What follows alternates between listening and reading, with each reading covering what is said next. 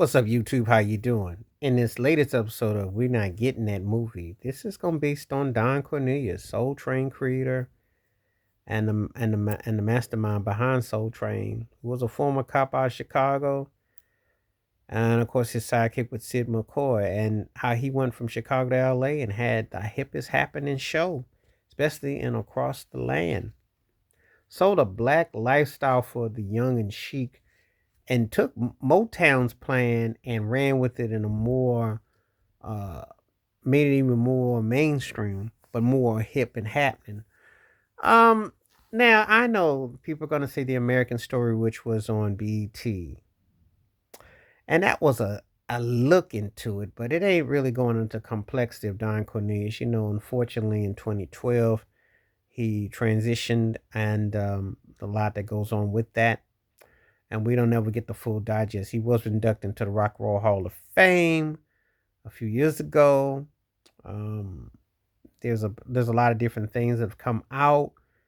But his association with Solar Records and Dick Griffey and Soul Train Records originally, and so many different things that went on, we'll never get a accurate account to the rise of Soul Train and so on and so forth. You know, um, it would have been something far as a movie, but I don't think that story is ever going to be told in totality. You'll get like subtle versions of it, but you'll never get the real version of it. So that would have been very compelling, I think.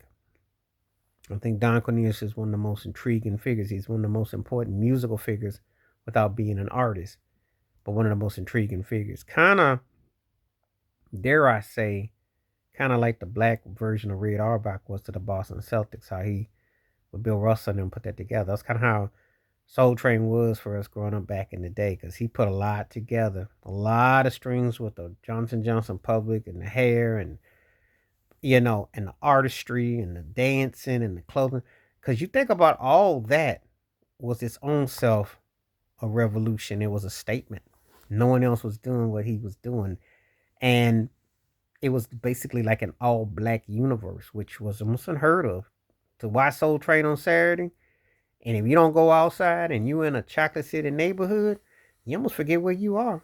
Well, not all the way, but you know what I mean. But that was an escapism. You talk about put you in a trance and escapism for an hour. That's what that show did. That was why it was so worth watching, and it was such a mainstay and a necessity growing up. So, do I ever think they would ever tell the whole balance of truths or put it in it? No, I don't think they would do all that. I think that would be, because there's so many layers. It's very complex. Um, the success of the show and what it meant for Black America, because that's what he was trying to do. He wanted to be an empty vessel of voice that hadn't really explored that dynamic. So it was very important that he tapped into that segment. So I definitely applaud what he did, and it been very compelling if there was ever a story to chronicle that with Don Cornelius. But we won't get that. I don't foresee. Not in a movie and not in its totality. But it's kind of a shame too, because it really would be compelling, to say the least. Please like, subscribe, welcome thoughts, comments, and I do respond. Thank you. Wash your hands, keep your mind clear, watch out for another. Share if you like, and hit that membership, because when you make requests, they come true. Stay safe, stay blessed, stay woke, stay free.